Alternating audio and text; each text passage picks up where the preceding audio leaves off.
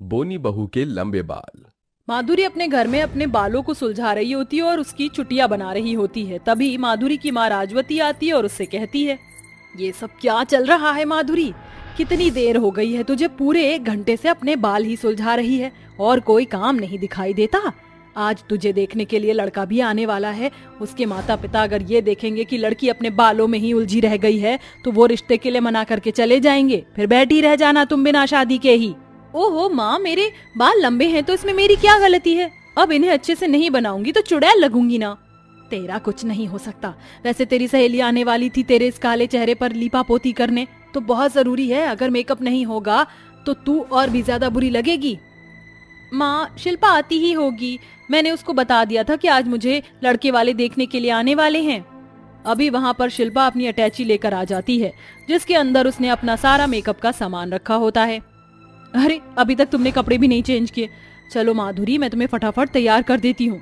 इधर शिल्पा अपनी सहेली माधुरी को तैयार कर रही होती है, उधर राजवती रसोई में मेहमानों के लिए नाश्ता बना रही होती है। तभी माधुरी तैयार होते हुए अपनी सहेली शिल्पा से कहती है, अरे यार शिल्पा, एक बात बता, मेरी इतनी कम हाइट है, सब लोग मुझे भला बुरा कहते हैं। अगर लड़के ने मुझे पसंद नहीं किया तो मैं क्या करूंगी? पहले ही कई सारे रिश्ते मुझे रिजेक्ट करके जा चुके हैं। अच्छा, ये तो मैं पहले से ही जानती हूँ, लेकिन तू चिंता मत कर। इस बार कोई भी तुझे मना करके नहीं जाएगा, बल्कि तेरी शादी बहुत धूमधाम से होगी। शिल्पा ऐसा कहकर माधुरी को तसल्ली देती है। कुछ ही देर में उसको देखने लड़के वाले आ जाते हैं, जहाँ पर उसकी होने वाली सास उसकी हाइट और उसका रंग देखकर उसकी माँ से कहती है, देखिए, हमें तो कुछ और ही बताया गया था। आपकी लड़की तो बहुत ज्यादा कम हाइट की है, एक तरीके से बौना ही कह सकते हैं। और मेरा बेटा तो 6 फुट का है। अगर मैं अपने बेटे से तुम्हारी लड़की की शादी करवा देती हूँ तो ऐसा लगेगा जैसे मेरे बेटे के साथ उसका बच्चा चल रहा हो, जो कि मुझे अच्छा नहीं लगेगा। इसलिए मुझे माफ कर दीजिएगा, मैं ऐसा नहीं कर सकती।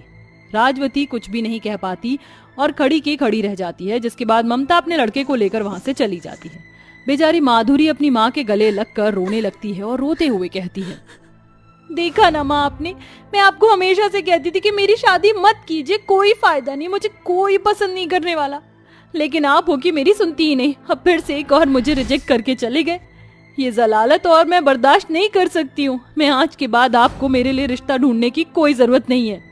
रोते हुए माधुरी अपने कमरे में चली जाती है, जिसके बाद कई दिन तक वह इसी तरह शांत रहती है और किसी से बात भी नहीं करती। कुछ दिन बीत जाते हैं, जिसके बाद अचानक से एक दिन एक उर्मिला नाम की औरत राजवती के घर पर आती है और दूसरे की बात करती है, देखिए, हमें आपकी लड़की पसंद है और मेरे बेटे को भी आपकी लड़की बहुत ज्यादा पसंद है। मैं खुद अपने बेटे का रिश्ता आपकी लड़की के लिए लेकर आई हूँ।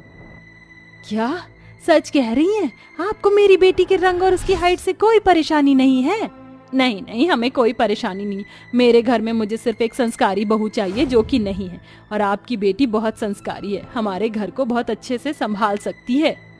उर्मिला की बात सुनकर राजवती उसे रिश्ते की बात पक्की कर देती है, जिसके बाद उर्मिला अपने बेटे रवि की शादी माधुरी से करवा देती है। शादी के बाद रवि और माधुरी एक साथ खुश तो होते हैं, लेकिन रवि की दोनों बड़ी भाभी माधुरी को जरा भी पसंद नहीं करती हैं और उसे हमेशा कोई ना कोई ताना देती रहती हैं। एक दिन माधुरी रसोई में खाना बना रही होती है। उसकी कम हाइट की वजह से वो अलमारी के डब्बे को हटा नहीं पाती, जिसके चलते वो स्टूल रखकर उन डब्बों को हटाने की कोशिश करती है। तभी वहाँ उसकी जेठानी सौम्या और तारा आ जाती हैं।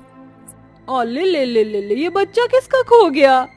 बेचारी की कितनी छोटी हाइट है। एक काम करती हूँ, मैं ही मसाले का डब्बा उतार देती हूँ। हाँ हाँ, उतार दो। वैसे भी कोई फायदा तो है नहीं, इस कल्लो मैया के हाथों का खाना तो मैं बिल्कुल नहीं खाऊंगी। अरे तुम क्या, मैं भी नहीं खाऊंगी। शायद घर में कोई भी ना खाए। पता नहीं माँ जी और रवि को इस बौनी कल्लो मैया में क्या दिख गया। ये सुनकर बेचारी माधुरी बहुत ज्यादा उदास हो जाती है। तभी वहाँ पर उर्मिला आती है और कहती है, बहुत अच्छा होगा कि तुम दोनों अपना ये घमंड और अपनी अकड़ अपने पास ही रखो। आइंदा छोटी बहू को कभी परेशान मत करना। जाओ, अब चली जाओ यहाँ से। उर्मिला के कहने पर तारा और सौम्या वहाँ से चली जाती हैं, जिसके बाद अपनी छोटी बहू माधुरी को वो समझाती है, किसी के कुछ भी कहने से तुम्हें अपने ऊपर फर्क नहीं पड़ने देना चाहिए। तुम जैसी भी हो बहुत अच्छी हो और हमारे लिए तो उतना ही काफी है। हाँ माँ जी, आपने बिल्कुल सही कहा, मुझे कोई दुख नहीं है। मैं जैसी हूँ उन्होंने वैसे ही कहा, इसमें कोई झूठ तो है नहीं। ऐसा कहकर माधुरी खाना बनाने लगती है। ये सब कुछ होता है, लेकिन वो कुछ नहीं कर पाती। देखते ही देखते कुछ दिन बीत जाते हैं और अब तारा और सौम्या घर में बेचारी माधुरी का मजाक बनाकर रख देती हैं। और यही नहीं बल्कि वो अपनी सहेलियों के सामने भी बेचारी माधुरी को बहुत ज्यादा जलील करती हैं। एक दिन वो दोनों अपने घर पर पार्टी रखती हैं। देखो आज घर पर पार्टी है और मैं चाहती हूँ कि तुम मेरे सभी दोस्तों के लिए अच्छा खाना बनाओ और खाने में कोई भी कमी नहीं होनी चाहिए। अगर कोई कमी हुई तो तुम अच्छे से जानती हो, और कृपया करके हमारी सभी दोस्तों के सामने मत आना, तुम्हारी वजह से हमारी इंसल्ट हो सकती है। सौम्या और तारा ऐसा कहकर पार्लर तैयार होने के लिए चले जाते हैं, जिसके बाद बेचारी मधु घर में उन दोनों के सभी दोस्तों के लिए खाना बना रही होती है। देखते ही देखते शाम होने लगती है और पार्टी में सभी लोग आने लगते हैं। अरे वाह, पार्टी तो बहुत ज्यादा जबरदस्त लग रही है, लेकिन सौम्या और तारा कहाँ हैं? लगता है उन्हें तैयार होने में कुछ ज्यादा ही टाइम लग रहा है। तभी वहाँ पर से माधुरी जा रही होती, जिसे देखकर सभी लोग उसकी हाइट और कालेपन पर हंसने लगते हैं। लेकिन माधुरी किसी की बात का कोई बुरा नहीं मानती और अपनी दोनों जेठानी को बुलाने उनके कमरे में पहुँच जाती है, जहाँ अपनी दोनों जेठानियों को देखते ही वो हैरान रह जाती है। ये सब क्या है? आप दोनों के बाल कहाँ गए हैं? और आज के दिन आपने अपने सर का मुंडन करवा लिया? माधुरी की बात सुनते ही सौम्या और तारा रोने लगती हैं और रोते हुए कहती हैं, कुछ समय पहले हमने कुछ प्रोडक्ट मंगवाए थे और उनकी वजह से हमारे सारे बाल उड़ गए। अपना गंजापन हम सभी को दिखा नहीं सकते थे, इसलिए हमने विग लगाना शुरू कर दिया, लेकिन आज अचानक से हमारी विग कहीं गायब हो गई है, मिल ही नहीं रही। आज तो हमारी बदनामी होने वाली है, सब लोगों को हमारी असलियत का पता चल जाएगा। ये सुनने के बाद माधुरी थोड़ी देर सोच में पड़ जाती है, जिसके बाद उसे कुछ याद आता है और वो अपने कमरे में जाती है, जहाँ वो अपने लंबे लंबे बालों को काट कर 2 विग बना देती है और उन्हें लाकर अपनी जेठानी को दे देती है। ये लीजिए, इसे पहनने के बाद आपको कोई कह नहीं सकेगा कि आपके नकली बाल हैं। आप दोनों बहुत सुंदर लगोगे। लगता है शायद इसी दिन के लिए मेरे बाल इतने लंबे थे।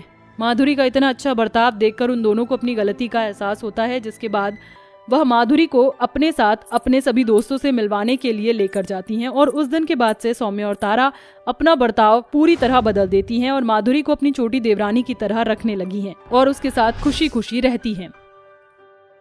अपने गरीब माता पिता दर्पण, दामिनी और छोटे भाई आलोक के साथ एक छोटे से घर में रहकर अपना जीवन बसर कर रही थी। खुशी का पिता दर्पण उसी गांव में दूसरों के खेतों में मजदूरी करता था और अपने परिवार का गुजारा करता था। गरीबी के चलते खुशी और उसके माता पिता को काफी समस्या का सामना करना पड़ता था। एक दिन खुशी और उसके परिवार वाले सब घर में बैठे खाना खा रहे थे, तभी अचानक दरवाजे पर किसी की दस्तक होती है। अरे इस समय कौन आया होगा? आलोक बेटा, जरा जाकर देखना बाहर कौन है। आलोक उठकर जाता है और दरवाजा खोल देता है तो बाहर उसी गांव का एक शानू नाम का आदमी खड़ा हुआ था। अरे शामू भाई, आप आइए आइए, चलिए खाना खाने बैठ जाइए। दर्पण भाई, खाना नहीं, मुझे मिठाई खिलाइए, और खुशखबरी ही ऐसी लाया हूँ मैं। अच्छा, क्या खुशखबरी है? अपने गांव के सेठ बलराम है ना, जिनका कारोबार विदेश में चलता है, उन्हें आपकी खुशी बिटिया बहुत पसंद आ गई है। वो कल ही अपने पूरे परिवार के साथ खुशिया बिटिया को देखने आपके घर आ रहे हैं। अरे वो सेठ बलराम, अरे वो तो अपने गांव के सबसे अमीर इंसान है। उनका इकलौता बेटा राकेश, उसके लिए वो खुशी को देखने आ रहे हैं। हाँ, और लगता है रिश्ता पक्का हो ही जाएगा। आपकी बिटिया के तो भाग्य खुल गए। अरे इतने अमीर परिवार के लड़के का रिश्ता आया है उसे। आपकी बिटिया राज करेगी, राज वहां। मैं तो कहता हूँ आप लग जाइए उनके स्वागत में। इतना कहकर शामू वहां से चला जाता है। तभी दामिनी और पूरा परिवार बलराम के परिवार के स्वागत की तैयारी में लग जाते हैं। शाम का समय, तभी दामिनी की पड़ोसन शीला दामिनी के घर आती है। अरे दामिनी बहन, किस बात की इतनी तैयारी चल रही है भाई? तभी दामिनी शीला को अपनी बेटी खुशी के रिश्ते के बारे में बताती है। अरे दामिनी बहन, आप भी कहाँ इन अमीरजादों के झांसे में पड़ रही हो? ये अमीर लोग जितने पैसे वाले होते हैं ना, उतने ही ज्यादा वो कंजूस भी होते हैं। मैं तो कहती हूँ आप अपनी बेटी का रिश्ता अपनी तरह ही किसी गरीब परिवार में कीजिए। आपकी बेटी हमेशा खुश रहेगी वहाँ। शीला बहन, ये तय करने वाले हम और आप कौन होते हैं? जोड़ियां तो ऊपर से बनकर आती है ना। जहाँ मेरी बेटी का भाग्य होगा तो वो वहीं जाएगी। अब हो सकता है खुशी के भाग्य में ही इतना अमीर परिवार लिखा हो। देखो, मेरा काम तो था आपको समझाना, अब मेरी बातों पर अमल करना ना करना ये आपकी बात है। अच्छा, मैं चलती हूँ। इतना कहकर शीला वहाँ से चली जाती है। देखते ही देखते अगला दिन निकल जाता है। तभी दर्पण के घर बलराम और उसका पूरा परिवार आता है। बलराम के परिवार में उसकी पत्नी सुजाता, बेटी रिया और बेटा राकेश था। दोनों परिवार में काफी समय तक बातचीत होने के बाद आखिरकार राकेश और खुशी का रिश्ता तय हो ही जाता है। दामिनी बहन, आप अपनी बेटी को 2 जोड़े में ही विदा करके हमारे घर भेज दीजिए। हमें आपसे और कुछ नहीं चाहिए। हम आप लोगों की हालत जानते हैं कि आप लोग कितने गरीब हैं। बस हमें आपकी बिटिया चाहिए और कुछ नहीं। ये सुनकर दर्पण के परिवार वाले बहुत खुश हो जाते हैं। उसके बाद कुछ ही दिनों में राकेश और खुशी की शादी हो जाती है और खुशी अपने छोटे से घर को छोड़कर अपने बड़े से ससुराल में चली जाती है। राकेश का घर बहुत ही बड़ा था। एक दिन बाद सुजाता के घर उसकी छोटी बहन दिया आती है।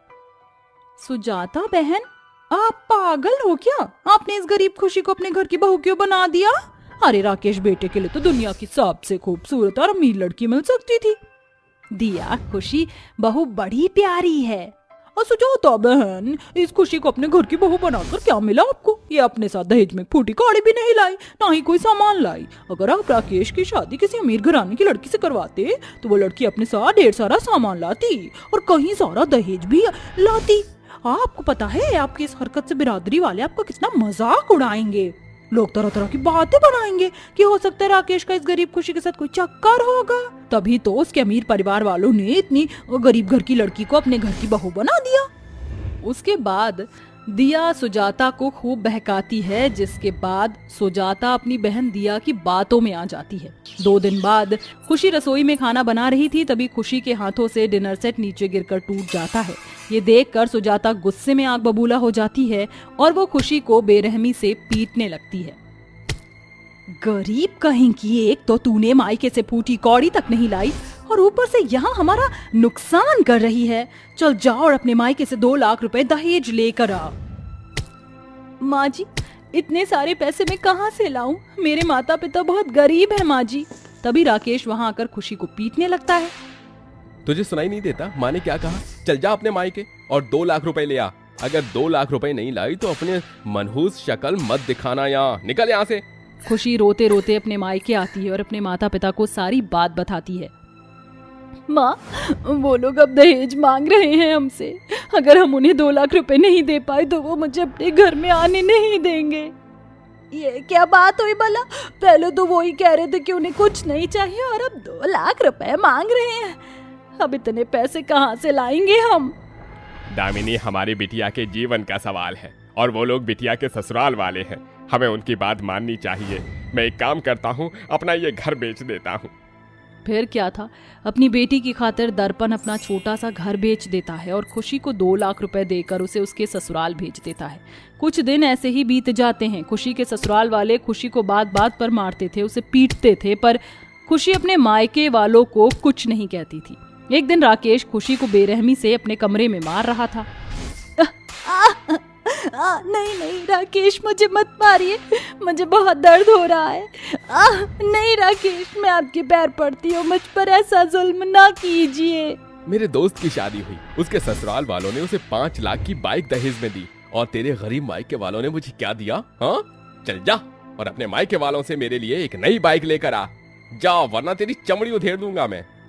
अरे मेरे मायके वाले बहुत गरीब हैं, पहले ही उन्हें अपना घर बेचना पड़ा, अब इतने सारे पैसे वो कहाँ से लाएंगे? राकेश खुशी की एक नहीं सुनता और वो उसे मार मार कर घर से निकाल देता है।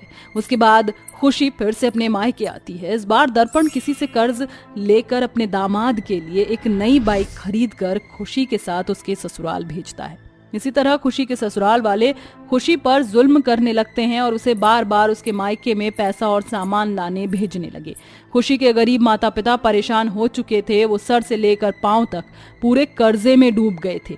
एक दिन सुजाता की बेटी रिया की शादी एक अमीर घर में हो जाती है। कुछ दिन बाद रिया के ससुराल वाले भी रिया को मारने लगे और उसे बार बार उसके मायके पैसा और सामान लाने के लिए भेजने लगे। सुजाता अपनी बेटी के ससुराल वालों की मांग पूरी करते करते पूरी कंगाल हो चुकी थी। एक दिन सवेरे रिया फिर से अपने मायके आती है। माँ, इस बार मेरे ससुराल वालों ने एक कार मांगी है। ये सब क्या हो रहा है? बिटिया, तेरे ससुराल वालों की मांग पूरी करते करते तो हम कंगाल हो चुके हैं, हमारा सब कुछ तो चला गया। माँ, हमने खुशी भाभी पर जो जुल्म किया है ना, हमें उसी की सजा मिल रही है। जैसा हमने खुशी भाभी को सताया, मेरे ससुराल वाले भी मुझे वैसे ही सता रहे। माँ, बड़े बुजुर्ग सही कह गए कि इंसान को उसके किए की सजा इसी दुनिया में भुगतनी पड़ती है। भाभी के पैर पकड़कर माफी मांग लो माँ, वरना उनकी हाय से हम इतने बर्बाद हो जाएंगे कि रास्ते का भिखारी भी हमसे अमीर दिखेगा। हाँ बिटिया, तू सही कह रही है। उसके बाद सुजाता अपनी बहू खुशी के कदमों में गिरकर रो रो कर खुशी से अपनी गलतियों की माफी मांगती है, जिसके बाद खुशी उन्हें माफ कर देती है।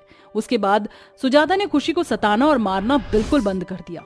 इधर रिया के ससुराल वाले रिया को हमेशा के लिए छोड़ देते हैं। ये देखकर खुशी रिया की शादी अपने छोटे भाई आलोक से करवा देती है, जिसके बाद रिया अपने ससुराल में खुशी खुशी अपना जीवन बसर करने लगती है और खुशी अपने ससुराल में रहकर अपना जीवन खुशी खुशी बसर करने लगती है।